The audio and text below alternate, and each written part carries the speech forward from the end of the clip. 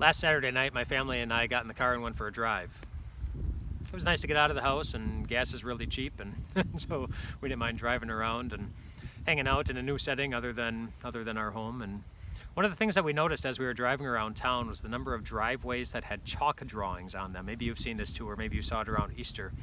And the vast majority of the chalk drawings that we saw all had one common theme: Easter.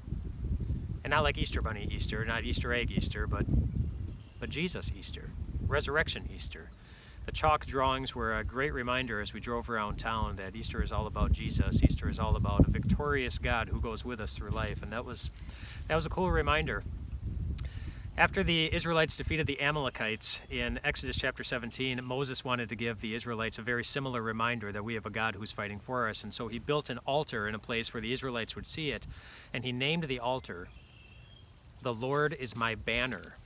The Lord is my banner. A banner is similar to what you'd see on the end of those driveways, something that you look at that reminds you of something, that gives you encouragement and courage as you move forward. And he named the altar, "The Lord is my banner." He wanted them to see that as Moses was standing on that hill with his arms raised, it wasn't Moses that was saving them and fighting for them.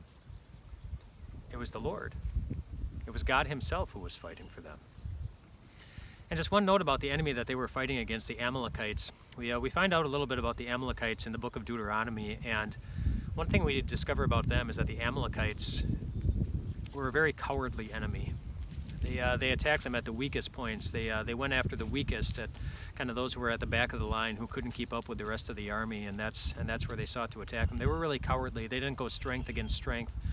They went their strength against what they perceived as weakness.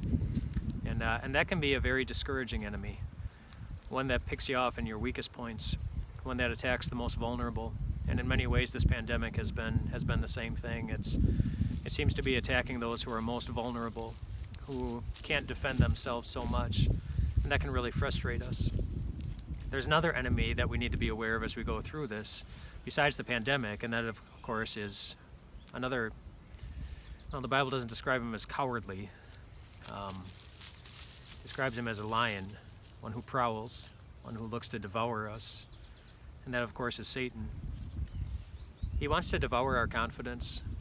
He wants us to walk through life as if God himself is not with us. He wants to destroy our families. He wants to increase the feelings of loneliness so that we feel like we're walking through life all alone with nobody by our side and with no hope that we'll ever be victorious. That's what he wants to do. That's what kind of enemy he is.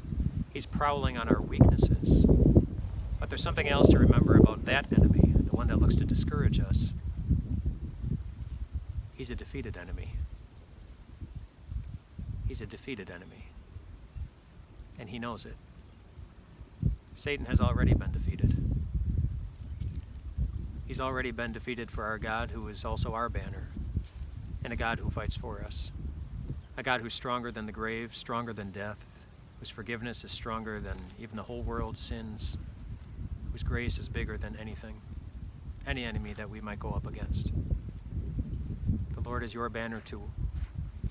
And you can see that on sidewalk drawings. You can see that as you open up the Word. You can see that as you gather for worship online.